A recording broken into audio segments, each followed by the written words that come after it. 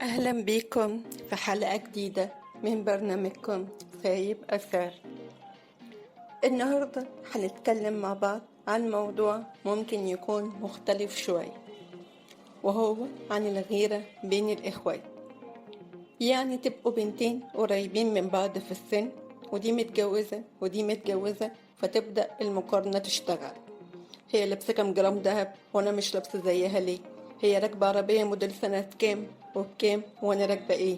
هي ولادها بيتدربوا في النادي، يبقى اولادي لازم يتدربوا زيهم ويبقوا اشطر منهم.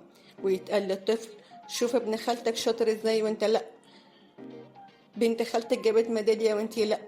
ويبدأ الضغط على الأطفال بشكل غير طبيعي، ومن هنا بنخرج أجيال مش سوية، مش بس تجاه نفسها لكن كمان تجاه اللي حواليها. تعالوا نسمع مع بعض حكاية ريهام ودعاء، ونشوف سبب الغيرة دي كان ايه، وليه كانت مؤذية، وازاي نقدر نواجهها ونوقف المقارنة عشان نعيش مرتاحين ونسيب أثر طيب جوه قلوبنا. ريهام بتقول: دعاء أختي أكبر مني ب2 سنين، بس كنا دايما بنتعامل كأننا توأم، نفس اللبس، نفس المدرسة، نفس الكلية. بس أول ما اتجوزنا الدنيا اتبدلت. هي جوزها مرتاح ماديا وانا جوزي على قد حاله. هي فرحها اتعمل في فندق 5 نجوم، وانا فرحي كان في قاعة صغيرة. بدأت امي تقولي: بصي دعاء عملت ايه، شوفي جابت شبكة قد ايه، شوفي شقتها. كنت بسكت واضحك وبارك لها من قلبي، بس الحقيقة قلبي كان بيتكسر.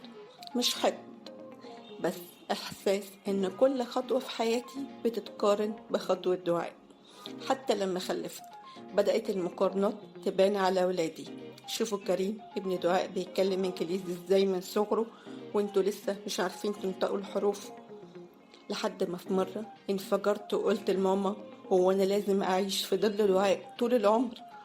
ومن يومها علاقتنا بقت متوترة، وبصراحة انا وحشتني اختي. الغيرة بين الإخوات مش حاجة نادرة، لكن الضرر بيبدأ لما تتحول لمقارنات مستمرة.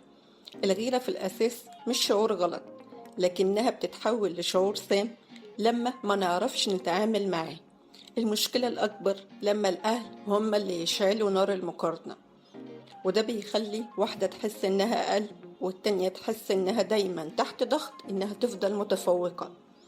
المشكلة بتكمل لما الأطفال نفسهم يتحولوا لأدوات مقارنة، وده بيخلق أجيال مش بتحب بعضها، مش متصالحة مع نفسها، دايما حاسة إنها مش كفاية. ولازم نفتكر دايما إن كل واحدة ليها ظروفها واختياراتها وحياتها الخاصة. إحنا مش نسخ من بعض، ومفيش مقياس واحد للنجاح أو السعادة. الحب بين الإخوات لازم يبقى أمان مش ساحة حرب. لو في يوم حسيت إنك بتغيري من أختك، افتكري إن المقارنة بتهدر طاقتك وبتضيع منك لحظات تستاهل تفرحي بيها. ولو انت الطرف اللي بتقارن بيه دايما، احمي حبك لأختك وطمنيها إنها مش أقل، وإنك معاها مش ضدها. العلاقات دي لما بتهد جوانا حاجات كتير، بس برضو دايما في فرصة نرجع ونصلح ونحب بصدق.